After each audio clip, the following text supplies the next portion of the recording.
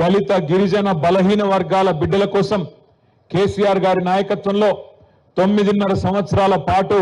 రాష్ట్రంలో గురుకుల వ్యవస్థను అద్భుతంగా నడిపించిన అన్నగారు డాక్టర్ ఆర్ఎస్ ప్రవీణ్ కుమార్ గారు.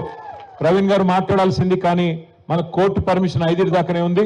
మనం చట్టాన్ని గౌరవించే వ్యక్తులం కాబట్టి మీరే మాట్లాడండి అని చెప్పి వారు చెప్పినారు. వారికి అదేవిధంగా మొన్న కొడంగల్లో గిరిజనుల భూములను రేవంత్ రెడ్డి గుంజుకుంటుంటే మీకోసం కొట్లాడి 37 రోజుల పాటు జైలు జీవితాన్ని కూడా అనుభవించిన మన అన్న కొడంగల్ మాజీ శాసనసభ్యుడు మళ్ళీ తిరిగి 100% చెప్తున్నా, రాసి పెట్టుకోండి, రేవంత్ రెడ్డిని ఓడగొట్టి మళ్ళీ తిరిగి కాబోయే ఎమ్మెల్యే